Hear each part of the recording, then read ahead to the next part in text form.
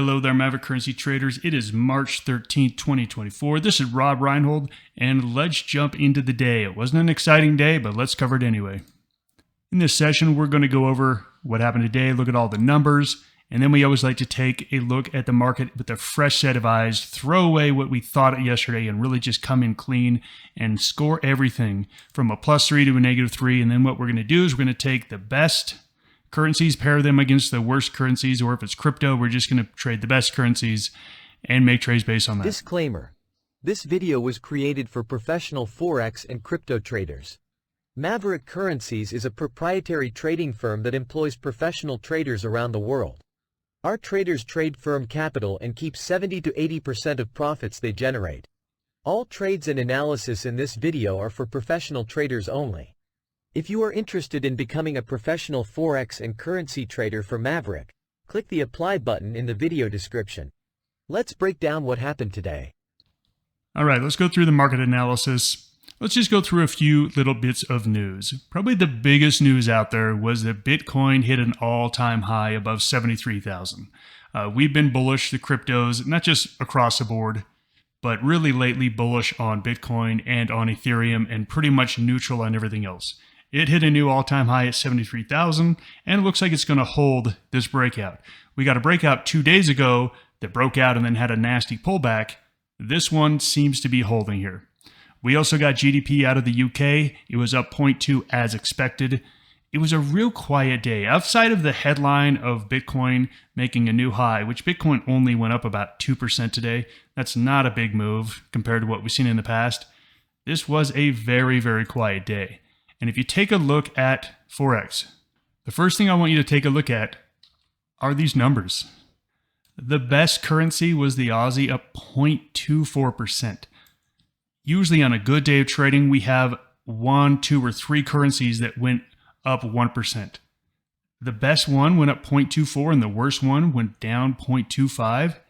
This was a very, very difficult day to make any sort of money. So look, unless you're doing some longer term trades that last a couple days, if you were in there short term, you just got chopped up, or you're just sitting in dead money at this point. At the first of this week, I said, hey, I think this is going to be a good week in Forex trading. And the first 2 days were pretty good. I'm a little worried we're starting to fizzle out here. What I'm hoping is the first 2 days were good. This was the rest day.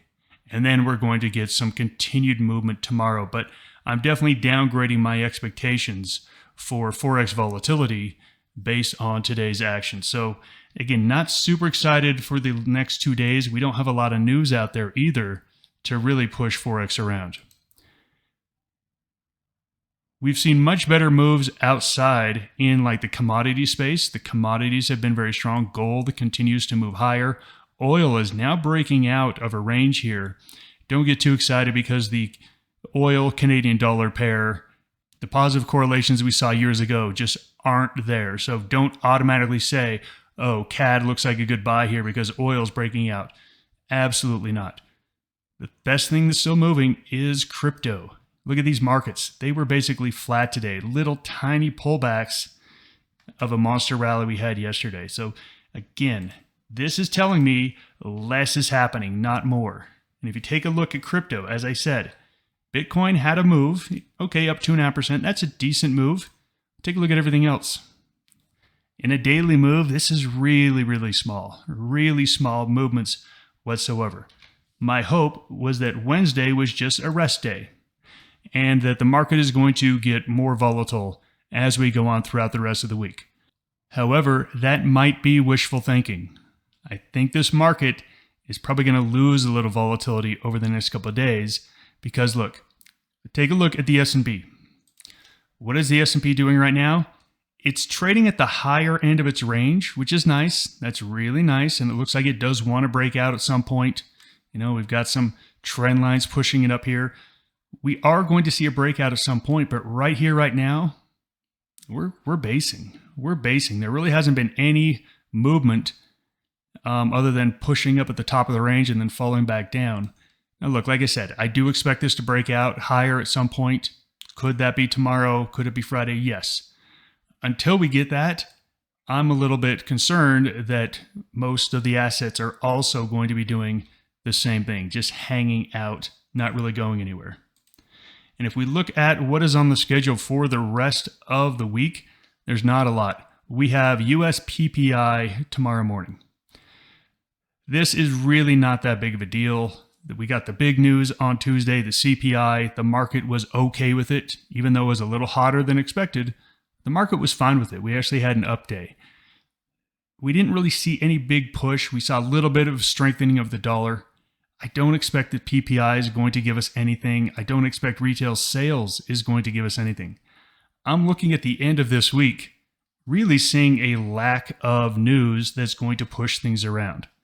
So I'm definitely going to be downgrading my excitement about Forex that I showed over the weekend to, okay, we probably had our best couple of days behind us. I think the next 2 days are going to be lower volatility. But let's go and see if we can find anything that's moving, because even in the lowest volatility periods, sometimes you find that currency that's just moving at its own drum and you can easily make a trade on it. What I'm really looking for is things that are, again, breaking out of ranges and showing a lot of energy. We saw that last week. We just haven't seen much of a follow through to it. I'm going to go through pretty much everything very quickly here, and I'm going to do it on daily charts. I actually do like the yen here a little bit as a short. You can see we had a nice rally, and it has continued to fall. We do have the Bank of Japan next week. Yes, there's elevated concerns that they're going to cut back on their monetary policy, but that was in this rally. That's what this rally was about. I'd like this rally as a bear rally from a new low up to a resistance level. I'm not in love with this as a short. I just think it's a decent short. I take a look at dollar. Dollar found that support there. We haven't really had a strong bounce off it. Until dollar breaks that support, I am totally not looking at dollar. Swiss franc is one that we can absolutely look at, but you can see it's also at some pretty major support here. I do like this little 2-day bear rally that we had. If anything, Swiss franc is my favorite short in Forex. I've been liking euro lately. Euro had this nice pullback. You can see we now have a little bounce here forming. Euro is on my list of possible trades for sure. The pound was one that I came into the week excited about, and you can see, look at that price action. This is just, there's nothing there. And here's the worst thing. It runs up, and then it falls down, it runs down, and then it recovers. This right here is very treacherous price action for stops. You'll get triggered long or short. You'll get triggered on these long upper and lower shadows. We want to see trends. We don't want to see this. So for me, pound is absolutely on the shelf. The CAD, we liked it as a short, but we said we need to see a bear rally before it goes anywhere. We're getting that bear rally right here, right now. This is great. I love seeing this. I love a weak currency that has a bear rally or a base. And what we're looking for, again, bases that we can sell into, bear rallies we can sell into. Here's the problem. It's still bear rallying. It's still on its way up. The momentum is still up, not down. We can keep an eye on this, but this is not tradable at this point. The Aussie was an interesting trade on a daily chart. We talked about how there's some resistance in this area. And if we can get up and hold above that area, possibly take a look at a long here. It's fighting. It's not there yet. I need to see like a full candle up above there because, look, it's tricked you out twice. Once here, three times. Once here. I'm not going to fall for that. I need to see a decent candle above that resistance area. And then the Kiwi, take a look at this. This is untradeable. This is completely untradeable territory. When you see this, you can say to yourself, oh, it's consolidating. I think it's going to be a good trade soon because it's gathering that energy that we see in bases. But until that happens, you really can't trade it here. Definitely looking more short than long on the Kiwi, but untradeable. If we take a look at the cryptos, I'm going to go through Bitcoin first, and you're going to see Bitcoin is just cruising. It's just absolutely cruising.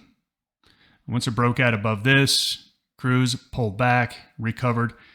Look, you can absolutely look to trade Bitcoin here, but just understand where you are. Understand where you are in the cycle. Right now, it has momentum to the upside. At any time, that could leave, but there's no reason at all to be short here. There's only reason to be long.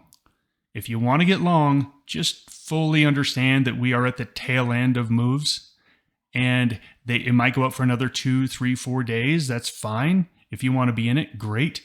It's not a great entry point here, but it's also not a terrible entry point on the long side. When things have momentum, they tend to go much further than you think they're going to.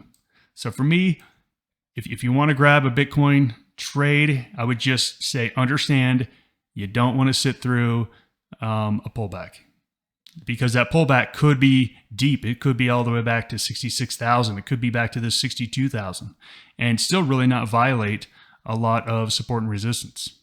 So Bitcoin on a momentum trade, it's fine.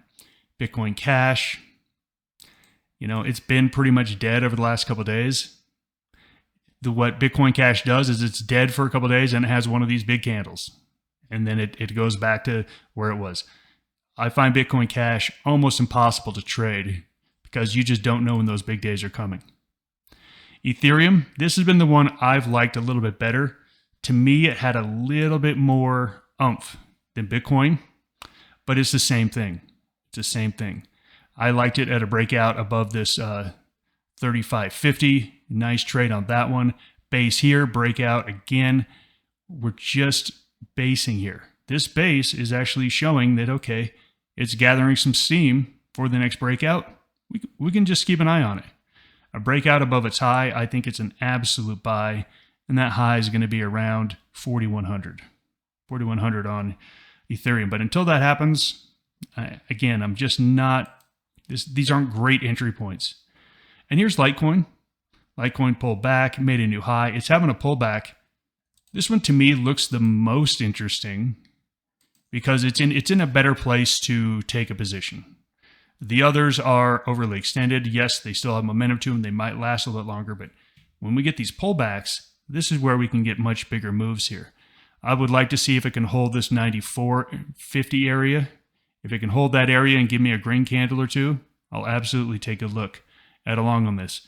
But as you can see, there's not a lot going on at the moment.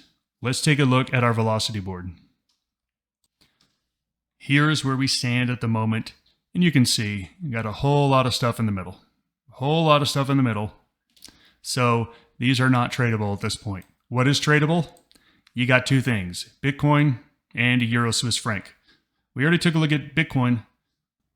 Let's take a look at that Euro Swiss franc trade. That's really all there is out there to take a look at. Do you want to be a professional trader?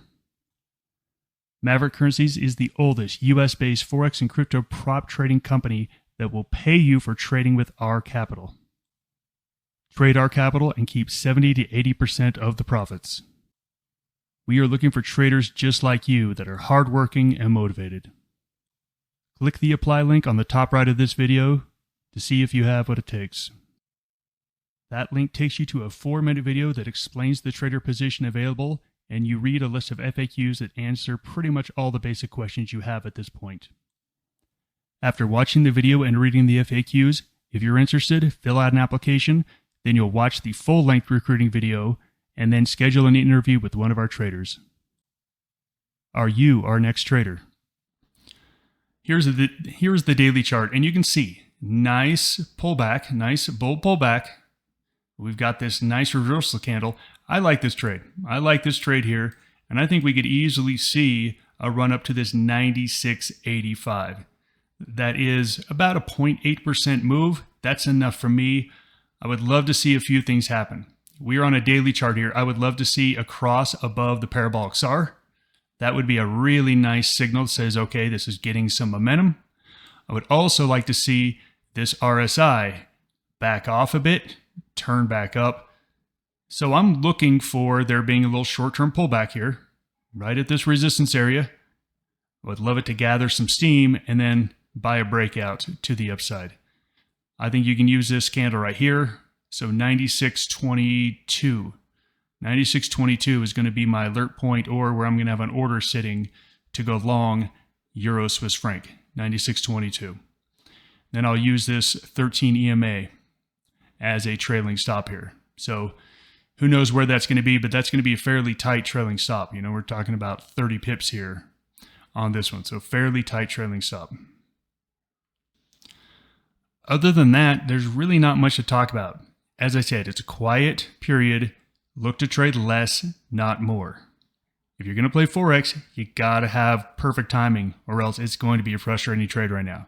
So keep that in mind when you're thinking about making a trade, because less trades in this environment usually beats more trades in this environment. Everyone take care. See you later.